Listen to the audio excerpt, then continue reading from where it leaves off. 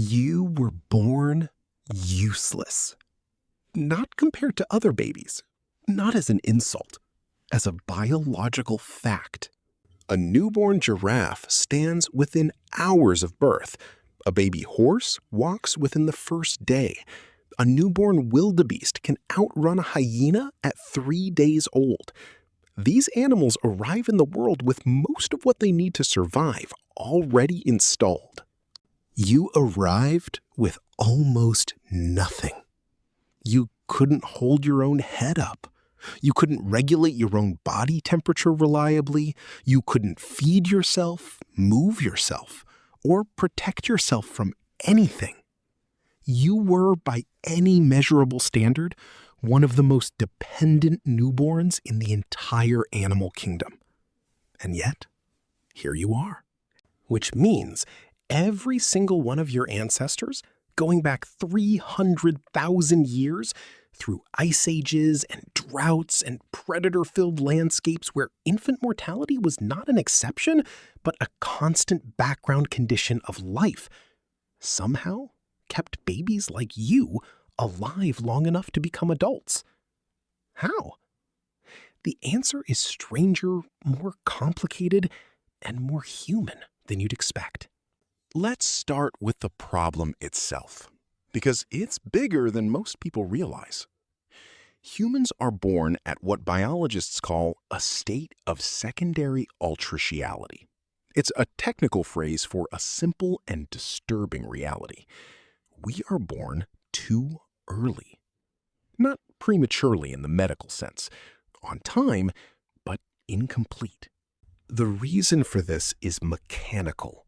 Around 2 million years ago, as the human lineage began developing dramatically larger brains, the skull needed to grow to accommodate them. But at the same time, our ancestors were evolving to walk fully upright. And walking upright requires a narrow pelvis. A larger brain means a larger skull. A larger skull needs a wider birth canal. But a wider birth canal requires a wider pelvis. And a wider pelvis makes efficient bipedal walking nearly impossible. Something had to give. Evolution's solution was to evict the baby early. Human infants are born at a stage of neurological development that, in any other primate, would still be considered fetal. A newborn chimpanzee is neurologically closer to an adult than a newborn human is.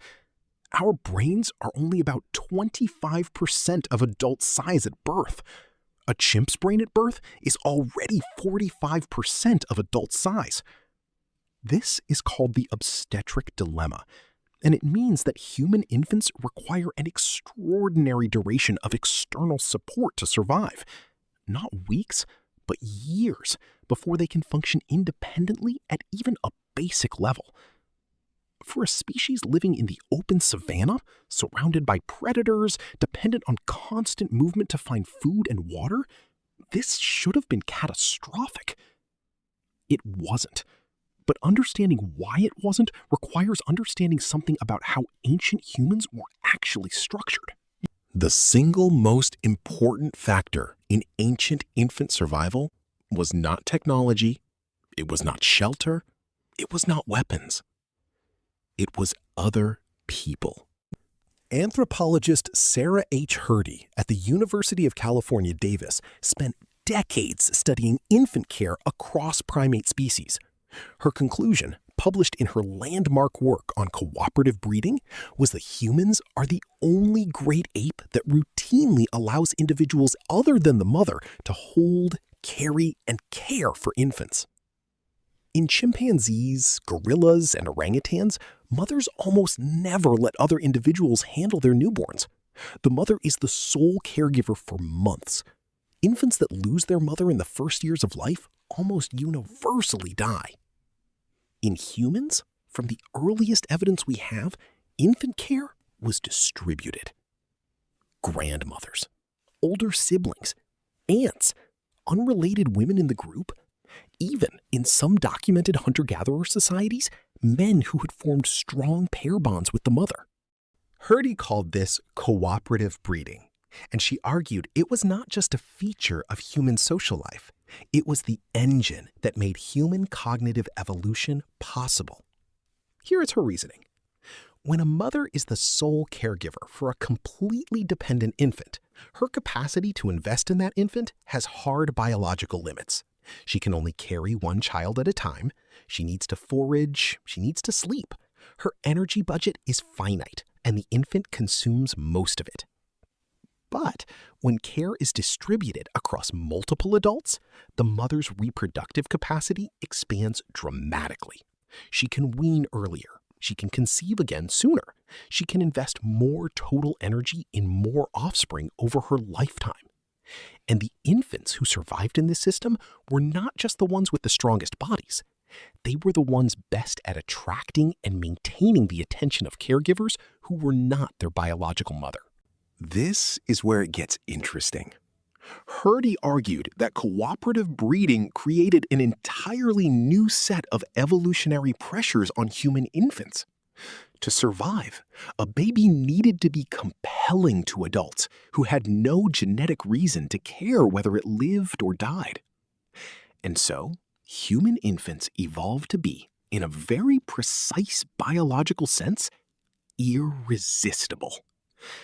The large round eyes, the disproportionately large head relative to the body, the high forehead, the small nose and mouth, the soft skin, the specific acoustic frequency of the infant cry, which sits in a range that is nearly impossible for adult humans to ignore without active effort. These are not random features of immaturity. They are signals. Konrad Lorenz, the Nobel Prize-winning ethologist, called this combination of features Kindchenschema, literally child schema, a set of physical characteristics that trigger an automatic caregiving response in adult humans. And it works on almost everyone, not just mothers, not just biological relatives. Studies have shown that the sight of infant features activates reward centers in the adult human brain across cultures, across genders, and regardless of parental status. The response is faster than conscious thought. It bypasses rational evaluation entirely. Your ancestors' babies were, in the most literal sense, evolved to make adults fall in love with them on sight. Because babies that failed to do this didn't survive. But physical attractiveness alone was not enough, because ancient infants also needed to survive the specific dangers of the environment itself. One of the most significant was predation at night. Archaeological evidence and studies of modern hunter-gatherer groups suggest that ancient humans slept in groups, close together, around fire when possible.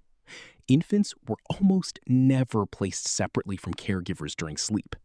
Co-sleeping was not a parenting choice. It was a survival strategy.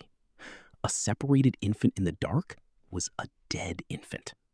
The calls of a crying baby in open savanna would attract predators. The distance between an infant and an adult caregiver was a direct measure of danger. This created what anthropologist James McKenna at the University of Notre Dame calls the evolved sleeping contact. The human infant's physiology is literally calibrated for sleeping in contact with another body. Infant heart rate, breathing regulation, and temperature maintenance are all measurably more stable when the infant is in physical contact with a caregiver than when sleeping alone. The infant monitor that tells parents their baby's breathing has paused, it exists because human infants sleeping in isolation are physiologically operating outside the conditions their bodies were designed for. Then there is the question of food. For the vast majority of human prehistory, there was no alternative to breastfeeding. No formula, no bottles, no animal milk processed for human infant consumption at scale. This made the mother's survival and her health directly equivalent to the infant's survival. But it also created a remarkable backup system. Cross-nursing, the practice of one woman breastfeeding another woman's infant, is documented across virtually every traditional human society studied by anthropologists. In many hunter-gatherer groups, it was not exceptional. It was routine. A mother who died, or who was ill, or whose milk supply was insufficient was not automatically a death sentence for her infant, because other lactating women in the group could and did step in. This was not altruism in the abstract sense. It was a system maintained by reciprocity. The women who nursed another's infant today were building social credit in a world where they might need the same in return. The group was the life support system, and the infant's survival depended entirely on how well the group functioned. There is one final piece of this puzzle, and it may be the most counterintuitive. Ancient human infants survived not despite their helplessness, but partly because of it. The extended period of dependence that makes human infants so vulnerable is the same period during which the human brain does most of its most important work. The first 3 years of life, the years of near total dependence on caregivers, are the years of most rapid neural development in human history. The brain that cannot hold its own head up at birth is, inside, building connections at a rate that will never be matched again. It is wiring language, wiring social recognition, wiring the capacity for complex emotion, for theory of mind, for the kind of cooperative intelligence that will eventually allow that infant to survive in an adult world. The helplessness was the price of the brain, and the brain was worth the price, because the brain is what eventually allowed humans to build the systems, the cooperative groups, the shared knowledge, the accumulated culture that made survival possible in the first place. Every ancient infant that survived did so because a network of humans decided, consciously or not, that its life was worth protecting. And every one of those infants grew up inside a world built entirely by that decision. You were born useless, but you were born into a system tens of thousands of years in the making, a system of distributed care, evolved attraction, reciprocal nursing, shared sleep, and cooperative protection that had been refined across more generations than you can count. You didn't survive because you were strong. You survived because the humans around you were. And somewhere in the architecture of who you are, in the way you respond to an infant's cry, in the way a baby's face stops you mid-thought, in the instinct to reach out when something small and helpless needs you, that system is still running. It never stopped.